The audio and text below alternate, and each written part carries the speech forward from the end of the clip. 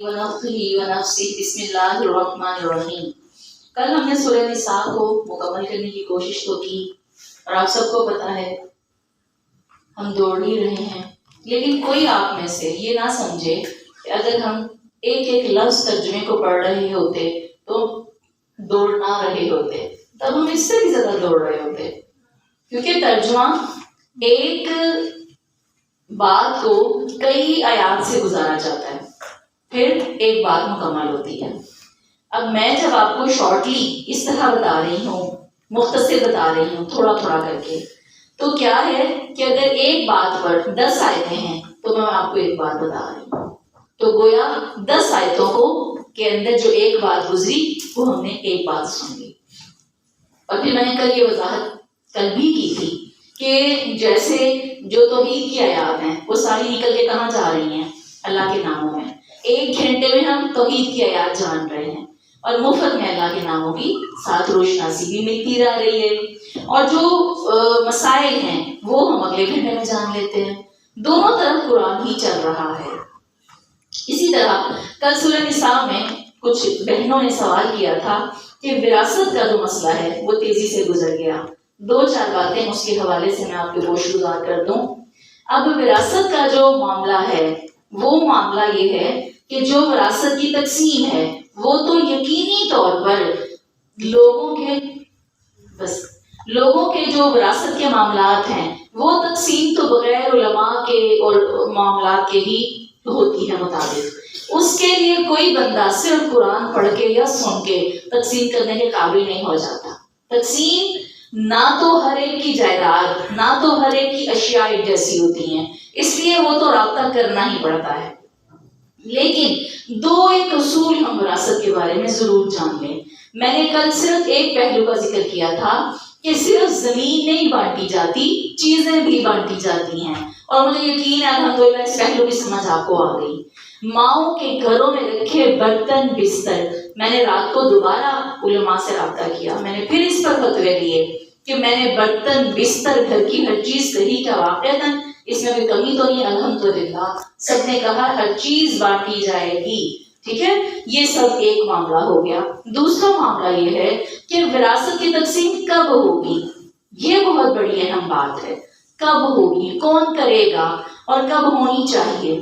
تو اس کی تقسیم کا وقت میت کی سانس روکنے کے بعد فوراً، چاہے کوئی اسی وقت دفن کرنے سے پہلے منہ سے بات نکالے گناہ نہیں ہے، چاہے کوئی دوسرے دن، چاہے کوئی تیسرے دن، کوئی ایک بھی بندہ 10 میت کے ورثاء ہیں اور 10 میں سے کوئی ایک بیٹی، کوئی ایک بیٹا، لیکن شرط کیا ہے؟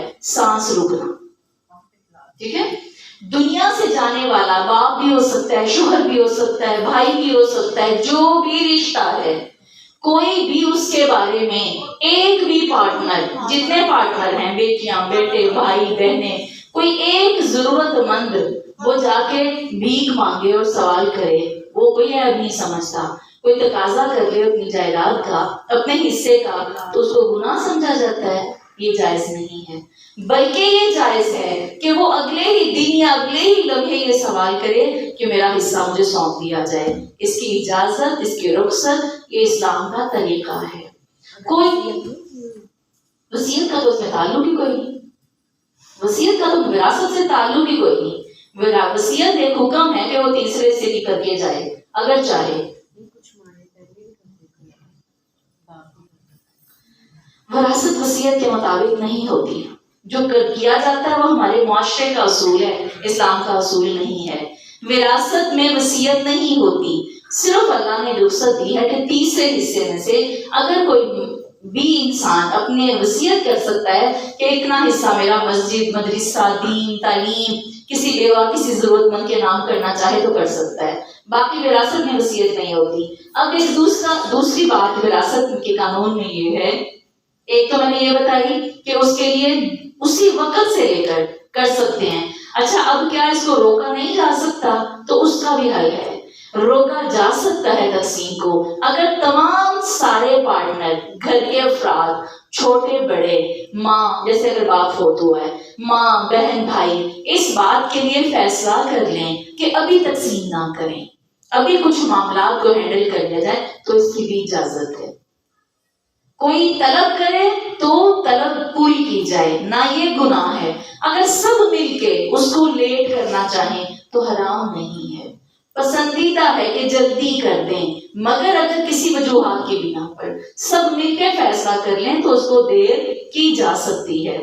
اور تیسری چیز، کچھ مائیں صرف یہ سوچ کر تقسیم ہی نہیں کرتی کہ اگر تقسیم کر دی تو ابھی ختم ہو جائے گی، میرے بچوں کے لیے، میرے مستقبل کے لیے کیا بچے گا، یہ جائز نہیں ہے۔ اس نیت سے کہ میرے لیے کیا بچے گا اور وہ تقسیم ہی نہ کرے، یہ جائز نہیں ہے۔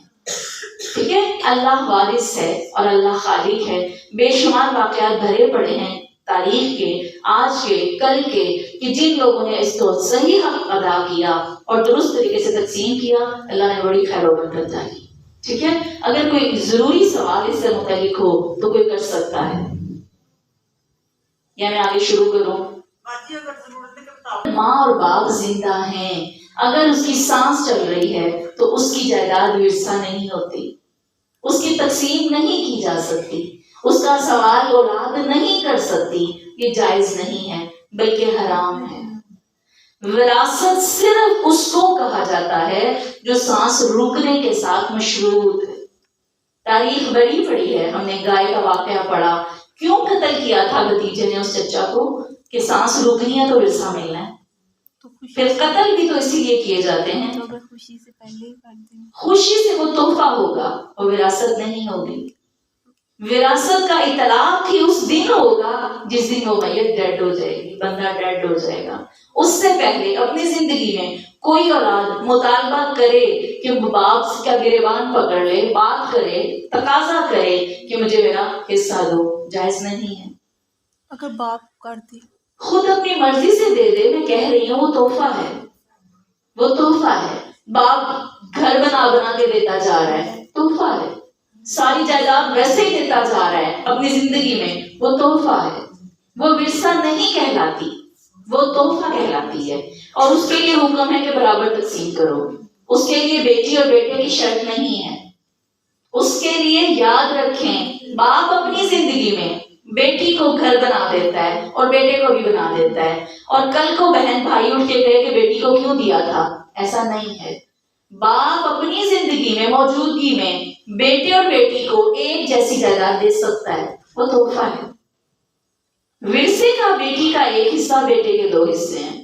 ورثے کا حکم اس دن شروع ہوتا ہے جس دن سانس رکتی ہے، اس سے پہلے ورثہ نہیں ہوتا، وہ تحفہ ہوتا ہے۔ وہ ساری تقسیم کر دے لیکن وہ اس کی صرف تحفہ ہوگا۔ سورۃ المائدہ، بسم اللہ الرحمن الرحیم۔ سورۃ مائدہ، اللہ رب العزت نے پورے قرآن میں مومنین کو 88 بار 88 ٹائم مخاطب کیا، یا ایھا الذین آمنو، 88 دفعہ مخاطب کیا۔ پوری سورہ بقرہ سب سے لمبی سورت ہے، اس میں 10 بار یہ لفظ آیا ہے، یا ایھا الذین آمنو۔ یہ جو سورہ مائدہ ہے یہ آخری صورتوں میں سے ہے اور یہ اکٹھی نازل ہوئی۔ سورہ مائدہ آخری صورتوں میں سے ہے، یہ نبی صلی اللہ علیہ وسلم کی تکمیلی زندگی کے اور قرآن کی تکمیلی دنوں کی یہ صورت ہے۔ اس میں 16 بار ایک ہی چند آیتوں میں اللہ نے یا ایھا الذین آمنو، یا ایھا الذین آمنو خاطب کیا۔ جانتے ہیں کیوں؟ پیچھے سورہ بقرہ میں کن پر زیادہ لمبی بات ہوئی؟ یہود پر۔ سورہ آل عمران میں کن پر زیادہ بات ہوئی؟ عیسائیوں پر۔ اب پورا نقشہ یہود و نصارہ کا کھینچ کے سامنے رکھ دیا، ان کی کمیاں، بیشیاں، برائیاں، خباثتیں، شرارتیں، حماقتیں سب درج کر دیں۔ اب سارا رخ کس کی طرف ہے؟ ایمان والوں کی طرف۔ یا ایھا الذین آمنو، اے ایمان والو، اب تمہارے لیے کیا حلال ہے، کیا حرام ہے، کیا غلط ہے، کیا درست ہے، یہ سب اس سورہ مائدہ میں درج کر دیا گیا۔ نبی صلی اللہ علیہ وسلم نے فرمایا سورہ مائدہ آخری سورت ہے جس میں جو تم اس میں حلال پاؤ اس کو ہمیشہ حلال سمجھو، جو تم اس سورہ میں حرام پاؤ اس کو ہمیشہ حرام سمجھو، کیونکہ اس میں کوئی آیت بھی منسوخ نہیں ہے، اس کی کوئی آیت منسوخ نہیں ہے، یہ اکٹھی ایک ہی اسٹریچ میں اتری اور یہ تمام کی تمام لوگوں کے لیے جو ہے اس کو یہاں تک کہ سورہ حلال و حرام بھی کہا جاتا ہے۔ اس میں اللہ نے اپنی امت کے لیے حلال اور حرام واضح فرما دیے۔ ایک حدیث میں آتا ہے علموا رجالکم سورۃ المائدہ، اپنے مردوں کو سورہ مائدہ سکھایا کرو، وعلموا نساءکم سورۃ نور، پہلے نساء ہے، لیڈیز فرسٹ کہتے ہیں نا، پہلے نساء آئی ہے، عورتیں پہلے، جو سورہ مائدہ مردوں کو سکھانی ہے وہ عورتوں کے بعد آئی ہے۔ اب مردوں کو یہ کیوں سکھائی جائے گی؟ پھر ہمیں تو پڑھنی ہی چاہیے، اگر ہمیں نہیں آئے گی تو مرد کیسے سیکھیں گے؟ مردوں کے کانوں میں بات کون ڈالتا ہے؟ کوئی جانتا ہے؟ ہم سب کو پتا ہے مردوں کے کانوں میں باتیں ڈالنے والے ہم ہی ہیں۔ اب یہ بدقسمتی ہماری کہ ہم کس قسم کی ڈالتے ہیں اور خوش قسمتی ہماری کہ کیسی ڈالتے ہیں۔ بہرحال مردوں کو فرمایا سورۃ مائدہ سکھاؤ۔ جب آپ اور میں حرام سے آگاہ نہیں ہوں گے تو کیسے اپنے مردوں کو سکھائیں گے؟ آج 18 سال بعد میرے ہسبینڈ کو پتا چلا کہ جو بیوی ہے جب پہلے دن وہ نکاح کے بعد ملاقات ہوتی ہے تو یہاں سے اس کے بال پکڑ کے دعا پڑھی جاتی ہے۔ اتنا آج انہوں نے میرے سے شکوہ کیا تم نے مجھے یہ دعا کیوں نہیں پڑھائی؟ میں نے کہا میں نے خود ہی پڑھ لی تھی۔ کیوں؟ اس لیے کہ میں نے کہا اس دعا کے الفاظ بڑے مشکل تھے، میں نے آپ کو مصیبت میں نہیں ڈالا، میں نے یہ دعا خود ہی پڑھ لی تھی۔ زندگیاں گزر جاتی ہیں، تعلیم مکمل نہیں ہوتی، تعلیم مکمل ہوتے ہوتے زندگیاں لگ جاتی ہیں۔ کہتے چلو پھر آج مجھے پڑھاؤ، پھر آج میں نے ان کو یہ دعا پڑھائی اور الحمدللہ یہ سب چیزیں زندگی لگ جاتی ہے۔ وہ کوئی مسئلہ کہیں سے سنتے ہیں، اس کو اتنی مشکل یاد کرتے ہیں، پھر آگے میرے سے وہ پوچھتے ہیں، پھر میں ان کو سارا سمجھاتی ہوں۔ اگر ہمیں یاد نہیں ہوں گے، عورت کو خبر نہیں ہوگی، مردوں کو کون خبر کرے گا، کون سکھائے گا؟ اللہ رب العزت نے ڈیوٹیاں لگا دی، جس کی جو ڈیوٹی ہے وہ انجام دے، اور سب چیزیں اللہ دیر سے کیے ہوئے کام بھی قبول کر لے، اس کی مرضی اور اس کی رحمت ہے۔ وہ جب بھی انسان لوٹتا ہے اللہ اسے قبول کرتا ہے۔ اور میں نے کہا آپ کتنے فائدے میں رہ گئے، آپ تو بری ہو گئے اللہ کے ہاں، جب آپ کو حکم پتہ چلا آپ نے اس پر عمل کر لیا۔ سوچیں کہ ایک بندے پر فرض کیا ہے، جب پتہ چلے وہ تبھی اس پر عمل کر لے۔ اور الحمدللہ نبی صلی اللہ علیہ وسلم نے فرمایا، انس بن مالک سے روایت ہے، نبی صلی اللہ علیہ وسلم نے لوگوں کو جمعے کا خطبہ دیا اور فرمایا اس شخص میں ایمان نہیں جس میں امانت نہیں، اس کا دین نہیں جس میں عہد کی پاسداری نہیں۔ یہ آغاز ہو رہا ہے پہلی آیت میں، جس بندے میں وعدے کی پابندی نہیں ہے اس بندے کے اندر ایمان نہیں ہے۔ لوگوں اپنے وعدے پورے کرو۔ اس کے بعد اللہ کا حکم اس میں اترتا ہے کہ اللہ کے حلال کو حلال جانو، اللہ کے حرام کو حرام جانو۔ اللہ کی جو نازل کردہ احکامات ہیں اس کی سمجھ نہیں آتی، کبھی کبھی نہیں آتی۔ اللہ نے یہ چیز حلال کیوں کر دی، یہ حرام کیوں کر دی؟ فرمایا قبول کر لو۔ کہہ چکے ہو آمنت باللہ ربا، کہہ چکے ہو نا تو قبول کر لو، اس پہ بھروسہ کر لو۔ جس کو وہ حلال کر رہا ہے اس میں بھی تمہارے لیے خیر ہے، اور جس کو وہ حرام کر رہا ہے اس میں بھی تمہارے لیے خیر ہے۔ آج اس آیت پر ہم وقت ضرور لگائیں گے۔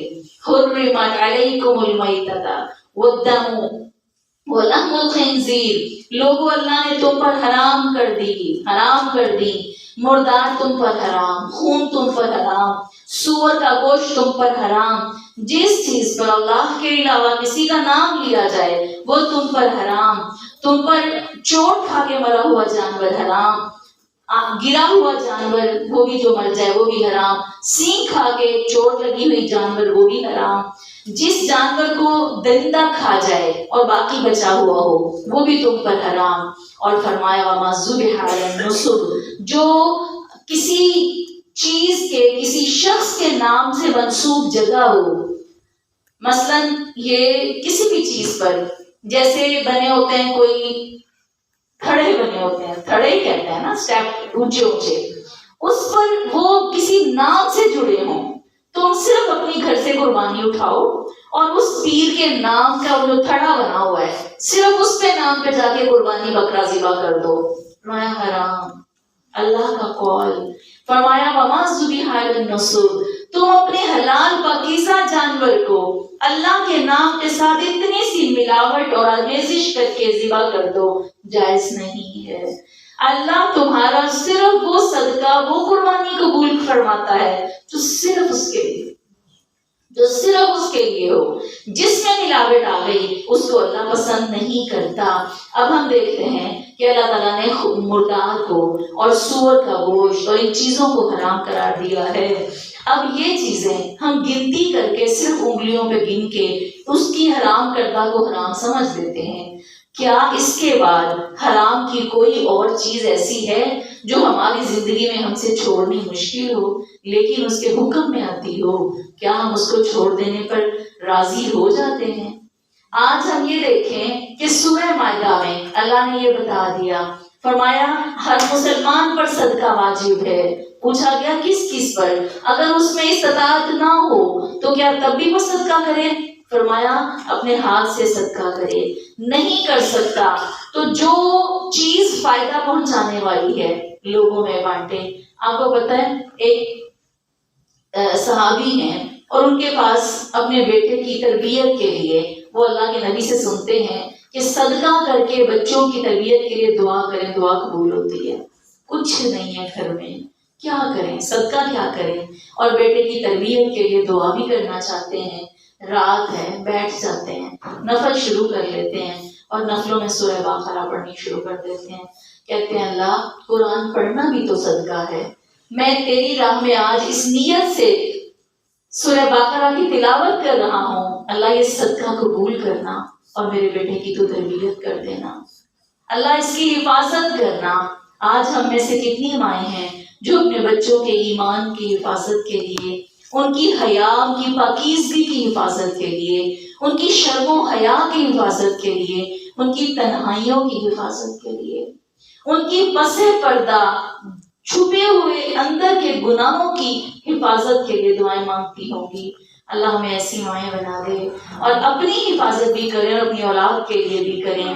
اللہ نے فرمایا لوگوں یہ گناہ کے کام ہیں، اسی آیت کا حصہ ہے، آیت نمبر 3 کا، الیوم اکملت لکم دینکم، آج میں نے تمہارے دین کی تکمیل کر دی۔ اب میرے دین کے حصے میں، میرے دین کے حلال حرام میں، میرے دین کے گناہ ثواب میں، میرے دین کے غلط اور درست میں، جائز اور ناجائز میں کوئی نبی، کوئی ولی شامل نہیں ہوگا۔ الیوم اکملت لکم دینکم، یہودیوں نے آ کے کہا اے عمر اگر ہماری پوری تورات میں، انجیل میں ایک بھی ایسی آیت ہوتی اس دن کو ہم عید مناتے، رسول اللہ نے فوراً کہا ہم بھی مناتے ہیں، جمعے کے دن یہ آیت اتری تھی اور جمعے کا دن ہمارے ہاں دنوں کا سردار ہے، ہم بھی خوشی مناتے ہیں۔ اور یہ خبر ہمیں نہیں ہے، اس آیت کے 2 حصے ہیں، آخری حصے کے پھر 2 حصے ہیں۔ لوگوں میں نے تمہارے لیے دین پورا کر دیا، کوئی نبی، کوئی ولی، کوئی فقیر، کوئی پیر، کوئی بزرگ اس میں ایڈیشن نہیں کر سکتا اور اس میں نکال کچھ نہیں سکتا۔ تکمیل ہو گئی نا، مہر لگ گئی، سیل پیک ہو گئی چیز، اب اس میں سے کوئی نکال نہیں سکتا، کوئی اس میں داخل نہیں کر سکتا۔ جو رب کا فرمان ہے وہی آخری ہے، جو رب کا کہنا ہے وہی آخری ہے۔ اور اس کے اگلے حصے میں اللہ کہتے ہیں میں نے اپنی نعمت بھی تم پر تمام کر دی اور رضیت لکم الاسلام دینا، تمہارے لیے اگر کسی دین کو پسند کیا تو وہ صرف کون سا دین ہے؟ اسلام کا دین ہے۔ یہ دین کا معنی کیا ہے؟ راستہ، طریقہ زندگی۔ حضرت موسیٰ علیہ السلام سے جو فرعون کو پریشانی تھی وہ کس چیز کی پریشانی تھی؟ جو عقل مند لوگ ہوتے ہیں نا وہ بہت دور تک دیکھتے ہیں اور بات کی گہرائی کو بھی سمجھتے ہیں۔ فرعون پوری دنیا پہ راج کر رہا تھا، بے وقوف تو نہیں تھا نا، دنیا کا بے وقوف وہ نہیں تھا، دنیا پہ راج کر رہا تھا۔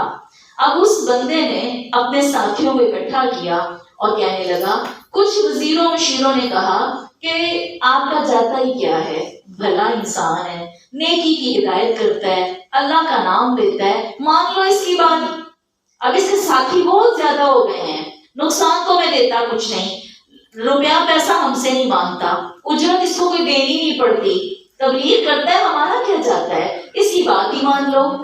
اس نے اکٹھا کیا وزیروں مشیروں کو بلا کر، تنہائی میں بیٹھ کر کہتا ہے فکر یہ نہیں ہے، فکر یہ ہے کہ یہ ہمارے پورے طریقہ زندگی کو بدل دے گا۔ یہ جو تمہیں سیدھا سادہ انسان نظر آتا ہے نا، یہ سیدھا سادہ نہیں ہے، اس نے طریقہ زندگی کو بدلنا ہے۔ اس نے صرف مسجدیں نہیں بننی، اس نے صرف امام مسجد نہیں بننا، اس نے صرف مصلے نہیں بچھانے کہ چلو کرتا رہے اپنی عبادت رب کی، ہمیں کیا، ہمارا کیا بگاڑتا ہے۔ مسئلہ یہ نہیں ہے، کہتا دیکھنا تمہارے لباس بھی بدلوائے گا، تمہارے برتن بھی، سونے چاندی کے برتنوں میں کھانا کھاتے تھے وہ لوگ، تمہارے برتن بھی بدلائے گا، تمہارا طرز رہائش بھی بدلائے گا۔ ہر گھر کے دروازے پر ڈھیروں ڈھیر بت بنے ہوتے تھے، بغیر نقاشی، بغیر تصویر کے ان کی تو کوئی چیز تعمیر ہی نہیں ہوتی تھی۔ کہتا رہائش بدلے گی، خوراک بدلے گی، لباس بدلیں گے، یہ ہمارا کچھ بھی نہیں بچنے دے گا۔ بچو اس سے، بچو اس سے۔ لہٰذا دین کس کو کہا جاتا ہے؟ طریقہ زندگی کو۔ ہم سارے جو رمضان کے موسمی مسلمان ہیں، ہم کیسے نمازی ہیں، کیسے دیندار ہیں، وقتی دیندار ہیں۔ سب سے زیادہ پریشانی اور دکھ اس بچی کے لیے ہے جو دین کے ادارے میں گاؤن پہن کر آئے اور باقی شاپنگ مالز میں دوپٹہ لے کر چلی جائے۔ وہ جو ایسی، مطلب ہماری کیٹیگری کیا ہے، ہم تو خدا کی قسم یہ جو گیٹ اپ ہے، دو رخا پن ہے، جو منافقت ہے، یہ جانتے ہیں کب آتی ہے؟ جب اللہ ہم سے پورا ناراض ہو چکا ہوتا ہے۔ اللہ کہتا ہے جو، مطلب ایک بندہ، ایک عورت مرد سے بے وفائی کرتی ہے، ایک عورت مرد سے بے وفائی کرتی ہے، مرد قبول کرتا ہے؟ تو یہ بھی نہ یاد رکھ سمجھیں کہ اگر عورت بے وفائی کرتی ہے اور مرد قبول نہیں کرتا تو مرد کی بے وفائی بھی عورت قبول کہاں کرتی ہے؟ نہیں کی جاتی نا بے وفائی قبول۔ اللہ قبول کر لے، اللہ ہماری دو نمبریاں قبول کر لے، اللہ منافقوں کو مومنین کے درجے میں ڈال دے۔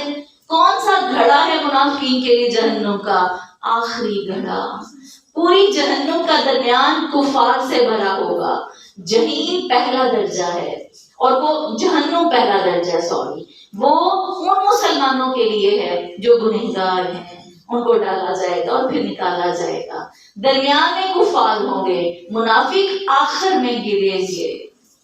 آپ نے فرمایا ایک دن بیٹھے ہوئے ہیں اور ایک پتھر کے گرنے کی آواز آئی، پتھر کے گرنے کی آواز، اور ایک دم سے دھماکہ ہوا، صحابہ ڈر گئے، لرز اٹھے۔ آپ نے فرمایا، لوگوں نے پوچھا کس چیز کی آواز ہے؟ فرمایا یہ آج سے 70 سال پہلے فرشتوں نے ایک پتھر جہنم میں پھینکا تھا، اس کی آخری وادی میں 70 سال بعد آج پہنچا ہے۔ آپ نے ساتھ ہی فرمایا لوگوں وہ منافقین کا گھڑا ہے جو 70 سال بعد پتھر اس میں آج پہنچا ہے، اور وہ صرف وہی لوگ ہیں جنہوں نے یہ ڈپلومیسیاں کس سے کرتے ہیں؟ ہم کس سے کرتے ہیں؟ اللہ سے۔ پردہ کس کے نام پر؟ اللہ کے نام پر۔ حلال کس کے نام پر؟ اس کے۔ حرام کس کے نام پر؟ اس کے۔ ہم دو کام کرتے ہیں، ہم 10 رخ بنا کے رکھتے ہیں، ہمیں پتا ہے ہم نے کہاں کیسے چلنا ہے، ہم بہت سمجھدار ہو گئے، لیکن اللہ رب العزت کے ہاں وَرَضِيتُ لَكُمُ الْإِسْلَامَ دِينًا، اللہ کہتے ہیں ایک ہی راستہ، ایک ہی دین، ایک ہی طریقہ۔ اب اللہ نے یہ نہیں کہا تھا کہ اس میں تمہارا ایک ہی لباس ہو، لیکن لباس کے اندر جو وصف ہے، جو خوبی ہے، وہ ایک ہی ہونی چاہیے۔ تمہاری حیا، تمہاری پاکیزگی وہ ہمیشہ ہمارا ٹائم رہنی چاہیے۔ جب کالج گئے تو ذرا اس طریقے پر چل پڑے، شادی ہال میں گئے تو ذرا ویسے چل پڑے، جب مسجد اور مدرسے میں آئے تو گیٹ اپ چینج کر لیا۔ یہ منافقتیں اللہ کے ہاں ہرگز قابل قبول نہیں ہیں۔ اللہ رب العزت نے فرمایا اے نبی تم سے یہ سوال کرتے ہیں حلال کیا ہے، طیب کیا ہے۔ یہ سورہ مائدہ حلال اور حرام کو روشن اور واضح کر دینے کے لیے آئی ہے۔ آیت نمبر 5 میں اليوم احل لکم الطیبات، لوگوں سن لو تمہارے لیے صرف پاکیزہ حلال ہے، جو حرام کمائی ہے، جو حرام ذرائع ہیں، جو حرام چیزیں ہیں، وہ تینوں کی تینوں تم پر آج حرام کر دی گئی ہیں۔ اس سے پہلے اللہ رب العزت نے سختی نہیں کی تھی، آپ کو پتہ ہے سود سب سے آخر میں حرام ہوا. 23 سال قرآن اترتا رہا 22 سال سود ہی حرام ہوا، کیونکہ اللہ آہستہ آہستہ لوگوں کو قائل اور مائل کر رہے تھے اپنے وقت پر. لیکن وہ وقت ہم سے آج تک ختم نہیں ہوا. میں اور آپ آج تک اپنے مکی دور سے نہیں نکلے. نبی صلی اللہ علیہ وسلم مکہ میں رہتے ہوئے جہاد نہیں کر سکتے تھے، پردے کا حکم نہیں دے سکتے تھے، لوگوں کو قوانین ضابطے نہیں بتا سکتے تھے. آج بیٹی اپنے گھر میں اپنی ماں کو نہیں بتا سکتی، بہو تو تصور ہی نہیں کر سکتی، اور کوئی بھی اپنے گھر میں بیوی اپنے شوہر کو نہیں کہہ سکتی کہ یہ حلال ہے یہ، کیونکہ ہم مکی دور میں ہیں. اللہ ہی جانے ہم مدینہ میں کب داخل ہوں گے، ہم پر یہ وقت کب آئے گا کہنے کو آزاد ریاست، اور وہ آزادی نہ جانے وہ کس جگہ پر رہ گئی ہے، اور غلامی گھروں سے نہیں نکل رہی. نہ جانے ہمارے آباء و اجداد مسلمان ہی تھے کہ ہم بھی کوئی سکھوں اور ہندوؤں کی اولاد میں سے ہیں، جو آج تک ہم ان باتوں کو قبول ہی نہیں کر رہے. اللہ کے قوانین کو قبول کرنے کے لیے آپ پر اور مجھ پر ہندوستان سے نکل کر جس دن پاکستان میں قدم رکھا تھا یہ حق بنتا تھا کہ ہم سب یہ کرتے کہ تمام کے تمام کاموں کو چھوڑ کر، جو ہندوؤں سے لٹ پٹ کے آئے تھے نا، سب حرام کاموں کو چھوڑ کر صحیح والی عبادت کرتے. مگر آج تک ہم انہی چکروں میں، انہی رسموں میں، انہی طریقوں پر قائم ہیں. کب چھوڑ رہے ہیں؟ کون سی میری بہن، کون سی رشتے دار ہے جو اپنے دلہے کے ساتھ، بیٹے کے ساتھ شہوالہ نہیں بٹھاتی؟ کہاں سے آیا ہے شہوالہ؟ اس کا بھی چھوٹا سا نکاح کر دیا کریں. سب کچھ کیوں کیا جاتا ہے؟ اس کی بھی چھوٹی سی ایک ڈول لا کے بٹھا دیا کریں. آخر یہ سب کیوں چلتا ہے؟ آخر ہم ان چیزوں کو ساتھ ساتھ کیوں رکھتے ہیں؟ مہندی کا نام مہندی بدل دیا، پیلا جوڑا پھر بھی پہن ہی لیتے ہیں. مہندی کی رسم نہیں کر رہے، جوڑا پیلا پھر بھی پہن ہی لیتے ہیں. کس چیز کے لیے ڈسکس کی جائے؟ یہ آیت جو ہے ہمیں بتانے کے لیے کہ لوگوں حلال کو حلال جان کر قبول کرو، حرام کو حرام جان کر پیچھے کر دو، دھکیل دو. حرام ہماری زندگیوں میں برکت نہیں دے سکتا. اور اس کے بعد اللہ نے کہا کہ جو یہود و نصارہ اہل کتاب ہیں، ان کی جو عورتیں ہیں ان کے ساتھ تم نکاح کر سکتے ہو، ان کو اسلام کے اندر داخل کر کے کر سکتے ہو. ایک شرط لگا دی. یہ شرط ہمارے بچے بھول جاتے ہیں کیونکہ مائیں بھی بھول جاتی ہیں. فرمایا صرف ان میں سے وہ عورتیں جو پاک دامن ہوں، جو چھپی دوستیاں نہ رکھتی ہوں، جن کے بوائے فرینڈ نہ ہوں، جن کی چیٹ، جن کی فیس بک، جن کے انسٹاگرام پر لوگوں سے دوستیاں نہ چلتی ہوں. یہ حکم اللہ جو رب العزت سورہ مائدہ کی آیت نمبر 5 میں دے رہا ہے. 7 آیت کیوں بتا رہی ہوں؟ کھول کے پڑھیں، دیکھیں، اللہ توفیق دے. اللہ کہتا ہے یہ کن کے بارے میں ہے؟ غیر مسلم، یہودی اور عیسائی. اگر تم ان کی بیٹی سے نکاح کرنا چاہتے ہو تو کر لو، لیکن وہ ولا متخذی اخدان، چھپی دوستیاں نہ کرنے والی ہو. جس پروردگار نے یہود و نصارہ کی عورتوں کی اس برائی کا ذکر کیا اور نکاح کرنے سے منع کر دیا، وہ رب کیسے آسمانوں پہ بیٹھ کے میری بیٹیوں کو، ہمارے معاشرے کی بہنوں بیٹیوں کو، وہ بھی تو صبر کے ساتھ دیکھتا ہی ہوگا نا. نام یہ میرا لیتی ہیں اور یہ غیر محرموں سے رابطے بھی کرتی ہیں. سب سے پہلا گناہ جو شیطان کرواتا ہے کسی سے رابطہ کرنے کے بعد، پتہ ہے کون سا گناہ کرواتا ہے؟ ننگا کرواتا ہے. آپ سمجھتے ہیں صرف چہرے کی فوٹو بھیجی ہے. جس بچی نے کسی غیر محرم کو اپنے چہرے کی فوٹو بھیج دی وہ ننگی نہیں ہو گئی؟ اس کو ننگی ہونے کے لیے پورا لباس اتارنا پڑے گا. خدا کے لیے اپنے آپ کو، اپنی حفاظت کا بندوبست کرو. جو بچیاں یہ سمجھتی ہیں کہ قرآن نے یہ بات کہاں لکھی ہے، قرآن نے یہ بات کہاں بتائی ہے، اللہ کے بندو آیات کو کھول کے دیکھو اور سمجھو. جس رب نے فرمایا کہ تم یہود و نصارہ کی ان عورتوں سے نکاح نہ کرنا جو چھپی دوستیاں کرتی ہیں. چھپی دوستی کیا ہوتی ہے؟ کس کو اس بات کی خبر نہیں ہے؟ جس رب نے سورہ نور میں فرمایا تم غیر محرم سے بات کرو تو آواز میں نرمی نہ ہو. شاپنگ کرنے جاؤ تو لجا کے لڑکیاں، میرا تو دل ہی اتنا روتا ہے، میرے سے تو وہاں کھڑا ہی نہیں ہوا جاتا، میرے سے تو کپڑے نہیں دیکھے جاتے جب میں کسی بچی کو وہاں کھڑے ایسے حال میں دیکھ لیتی ہوں. لجا لجا کے باتیں کرنا، مٹک مٹک کے وہاں سے یہ سوال کرنا، ان کی قیمتیں پوچھنا، اپنے ہاتھ ایسے ایسے کر کے جب ان سے باتیں کرتی ہیں، خدا کی قسم وہ نظریں جو ان اعضاء پہ پڑتی ہیں ناپاک کر دیتی ہیں، جسم کو ناپاک کر دیتی ہیں۔ بیٹیوں کو یہ پتہ نہیں چلتا، یہ سب کچھ کرنے کے بعد آ کے جب وہ بغیر غسل کے نماز پڑھتی ہیں تو کیا ناپاکی میں پڑھی ہوئی نماز قبول ہو جاتی ہے؟ اپنے آپ کو بچائیں، اللہ کے احکامات کو سمجھیں۔ اللہ نے ایسی بیٹیوں سے نکاح کرنے سے منع کر دیا۔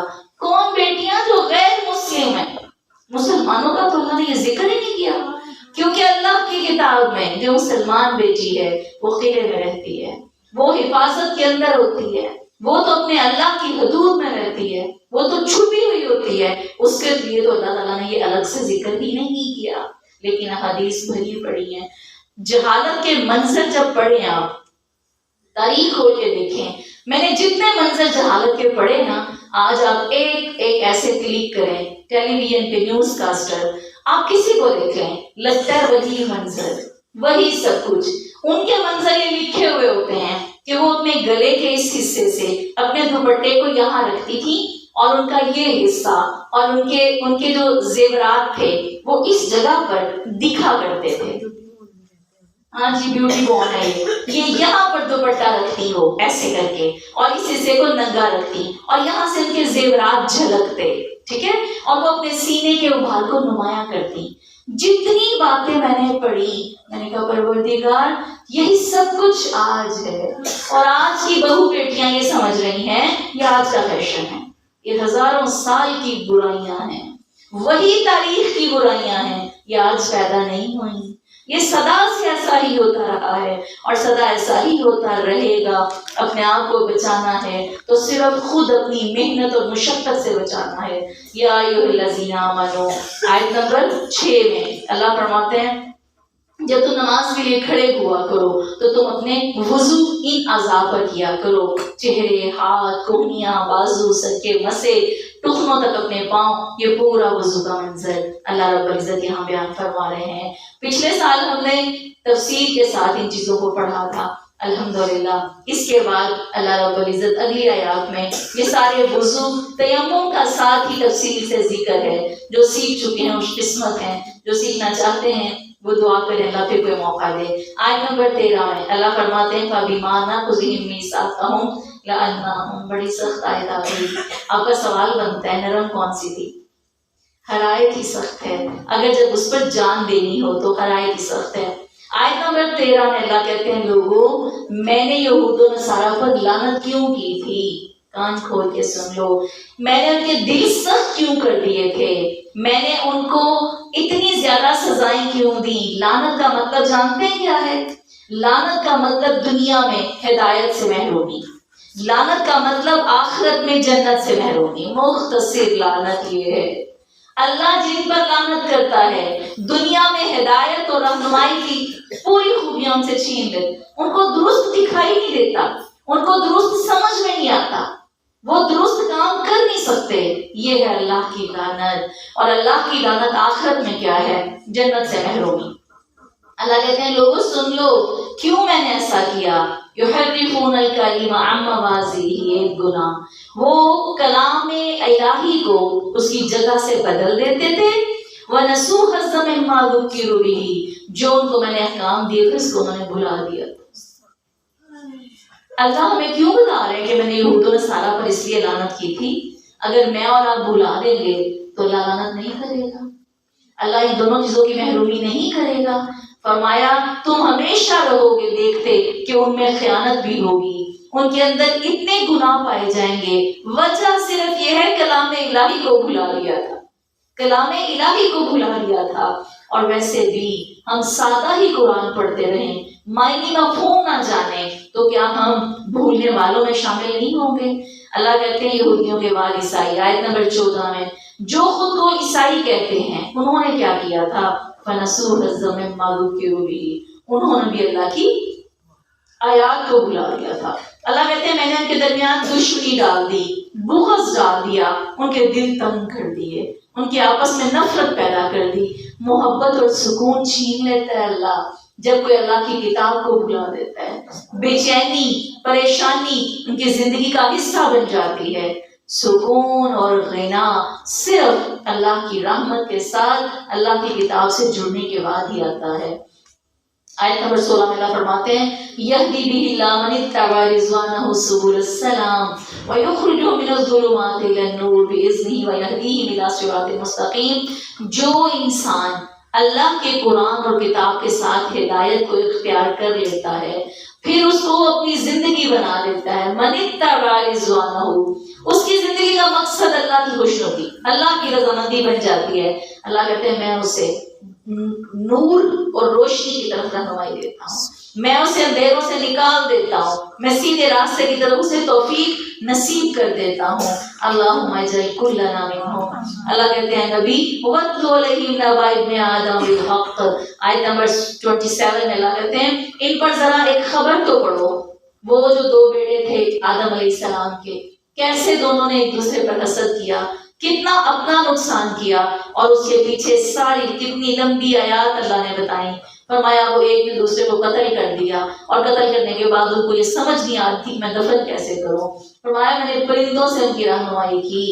تمام وہ علوم جو انسان آج کر رہا ہے، جو سیکھ رہا ہے، سکھا رہا ہے، یہ آسمان ہی سے اترے ہیں۔ اور ان دونوں کے پیچھے وجہ کیا بتائی، ان کے اس بندے کے، ایک بندے کے گناہ کی وجہ کیا تھی، اس نے حسد کیا تھا۔ اللہ فرماتے ہیں راضی ہو جاؤ، جو جس کو ملے اس پہ راضی ہو جائے، جو کمی اس پہ راضی، جو بیشی اس کو قبول کر لو۔ لہٰذا جو حسد کرتا ہے وہ سراسر اپنا ہی نقصان کرتا ہے۔ آیت نمبر 35 میں اللہ فرمایا یا ایھا الذین آمنوا اتقوا اللہ، اے لوگو اللہ کا تقوی اختیار کرو، اللہ کا ڈر اور اللہ سے محبت کرو، اور اس کی طرف وسیلہ تلاش کرو۔ وسیلہ کیا چیز ہے جو اللہ کی طرف تلاش کرنا ہے، وہ کیسے تلاش کیا جائے گا؟ وجاہدوا فی سبیلہ، اس کے راستے میں کوشش کرو۔ جس کو قرآن نہیں پڑھنا آتا، وہ اللہ کے قریب ہونا چاہتا ہے، وسیلہ تلاش کرنا چاہتا ہے، وہ کیا کرے؟ جاہدو، کوشش کرو، قرآن پڑھنا آ جائے گا۔ جس کو دنیا میں صبر نہیں کرنا آتا، اور وہ کہتا ہے اللہ میں کیا کروں، میری زبان نہیں رکتی، میرا لہجہ سخت ہے، میں نرم نہیں ہو سکتا، ہونا چاہتا ہے، جاہدوا فی سبیلہ۔ جو انسان جیسا ہے وہ خود کو توڑ کے نیا بنانا چاہتا ہے، الباری سے رابطہ کرے، اللہ کا کانٹیکٹ نمبر، اللہ کا فون نمبر ڈائل کریں، الباری، توڑ کے سارے پرزے نئے جوڑ کے نیا بنا دے گا۔ پورا مجاہدہ کرنا پڑے گا، پوری کوشش کرنی پڑے گی، بار بار وہ عادت بنی ہوئی دوبارہ آئے گی، اس کو دباؤ۔ اس کے بعد اللہ فرماتے ہیں والسارق والسارقہ، چور اور چورنی کے ہاتھ کاٹے جائیں گے۔ کوئی یہ نہ سمجھے کہ چوری کی سزا دیے بغیر وہ توبہ کرے تو معافی مل جائے گی، سزا دے کے توبہ کرنی ہے، سزا حاصل کرنے کے بعد توبہ کرنی ہے، پھر معافی ملے گی۔ اللہ تعالیٰ نے یہ سزائیں کیوں مقرر کی ہیں؟ اللہ نے یہاں پر سورہ مائدہ میں ساری وجوہات بیان کر دی۔ اگر اللہ کہتے ہیں میں سزائیں مقرر نہ کرتا، دنیا میں فساد پھیل جاتا، لوگوں کے حق مارے جاتے، پھر غاصب اور زیادہ حکمران ہو جاتا، لوگ ایک دوسرے کے لیے اتنی آزمائش بن جاتے کہ جینا مشکل ہو جاتا۔ اللہ نے کہا لوگوں، آیت نمبر 45 میں وَكَتَبْنَا عَلَيْهِمْ فِيهَا أَنَّ النَّفْسَ بِالنَّفْسِ وَالْعَيْنَ بِالْعَيْنِ وَالْأَنْفَ بِالْأَنْفِ وَالْأُذُنَ بِالْأُذُنِ وَالسِّنَّ بِالسِّنِّ وَالْجُرُوحَ قِصَاص۔ تمام جو ہے زخموں کا بدلہ ہے، کس نے پیٹ میں مکہ مارا، اجازت ہے پیٹ میں مکہ مارا جا سکتا ہے، ناک پہ چوٹ لگائی ہے، ناک پہ چوٹ لگائی جا سکتی ہے۔ آخر میں اللہ فرماتے ہیں فَمَن تَصَدَّقَ بِهِ فَهُوَ كَفَّارَةٌ لَهُ، اگر کوئی صدقہ کر دے گا نا، معاف کر دے گا، چوٹ لگی معاف کر دیا، گناہوں کا کفارہ ہو جائے گا۔ اللہ نے صدقہ، معافی اور اتنی بڑی چوٹوں کے بعد بھی معافی پر پھر بدلا۔ جو ایک بندہ دوسرے بندے کے ساتھ کرتا ہے، سوچے تو صحیح ذرا، میں نے ہمسائے کے گھر جا کے اس کو کھانا کھلا دیا، میں نے کسی کی بدتمیزی پر خاموشی اختیار کر لی، صبر کا گھونٹ بھر لیا، جو بھی میں نے نیکی کی میں نے انسان کے ساتھ کی، بدلہ اللہ دے گا۔ کتنی حیرت کی بات ہے، اللہ نے کیسا سسٹم بنا رکھا ہے، کھانا بھوکے کو کھلا کے تم آ رہے ہو اور بدلہ تمہیں رب دے رہا ہے، زیادتی تو کسی کی برداشت کر رہے ہو، معافی تو کسی کو دے، اللہ کہتا ہے سب کچھ نیٹ کیش میرے سے لے لو، ہر چیز کا بدلہ گویا یوں لگتا ہے اس کائنات کا کوئی مرحلہ، کوئی چیز جو ہے وہ اللہ کی نظر سے کسی پر اوجھل نہیں ہے، ادھر کرتے جاؤ ادھر وصول کرتے جاؤ۔ آپ نے فرمایا، بخاری کی حدیث ہے، حضرت یعلا فرماتے ہیں میں ایک جگہ کسی شخص سے ملا، میں نے دیکھا کہ اس کا ہاتھ جو تھا وہ اتنا زیادہ مطلب زخمی تھا، کاٹا ہوا تھا، اور ایسے اس کے اندر دانت گھڑے ہوئے تھے۔ تو جو دوسرا بندہ تھا وہ اپنے دانت ٹوٹنے کا اس سے قصاص مانگ رہا تھا، بڑا لڑائی جھگڑا پڑا ہوا تھا۔ کہتے میں نے اس سے وجہ پوچھی کہ یہ کیا معاملہ ہے؟ کہنے لگا کہ اس بندے نے ہاتھ سے جھٹکا دے کے میرے دانت توڑے ہیں۔ آپ نے وجہ پوچھی؟ کہتا میرا ہاتھ یہ اتنی زبردست اس نے پکڑا ہوا تھا، ہاتھ چھڑانے کے لیے میں نے زور لگایا تو دانت ٹوٹ گئے۔ اب وہ مثال دے رہا تھا کہ بائٹ کرنے کا کیا کہتے ہیں اس کو، دانت کاٹنے کا تو کوئی ذکر نہیں ہے، دانت توڑنے کا اللہ کی کتاب میں لکھا ہے۔ اب آپ صرف اسی پر رہیں اور اپنی عقل کے گھوڑے نہ دوڑائیں۔ وہ کہتے ہیں میں نے فیصلہ کیا، میں نے کہا تو قصاص کو باطل قرار دے رہا ہے، تو غلط فیصلہ کر رہا ہے، کیا وہ اپنا ہاتھ تیرے منہ میں رکھی رکھتا اور تو اونٹ کی طرح چبا جاتا؟ یہ درست تھا، پھر وہ یہ کرتا۔ اس نے دفاع میں اپنے ہاتھ کو بچایا، تمہارا دانت ٹوٹا، کوئی قصاص نہیں ہے، کوئی قصاص نہیں ہے۔ فیصلے ہر خاص و عام، ہر کم ضرب کے بس میں نہیں ہوتے فیصلے کرنے، ہر کوئی فیصلے نہیں کر سکتا۔ فیصلہ کرنے کے لیے بھی اللہ نے حکم دیا کسی عقل والے کے پاس لے کر جاؤ۔ اب دانت کا بدلہ دانت ہو گیا تھا، میں اس کا دانت توڑنا ہے، اور پہلے اس کا ہاتھ نہ توڑا ہے جتنا اس نے وہ زخمی کیا ہے۔ لہٰذا ایسی بہت سی باتیں عقل اور علم اور فہم کے ساتھ ہی ترتیب پاتی ہیں۔ پھر اللہ نے بتایا، آیت نمبر ہمارے پاس آ گئی 48 جو 48 آیت ہے، اللہ اس میں فرماتے ہیں لوگوں لِكُلٍّ جَعَلْنَا مِنكُمْ شِرْعَةً وَمِنْهَاجًا، ہم نے تمام لوگوں کے لیے ایک شریعت، ایک راستہ بنا دیا۔ شریعت کیا چیز ہے؟ کھلا راستہ جو درست دکھائی دیتا ہے، منہج وہ طریقہ جو میں اس پر عمل کروں۔ اللہ کہتے میں نے ہر ایک کے لیے مقرر کر دیا۔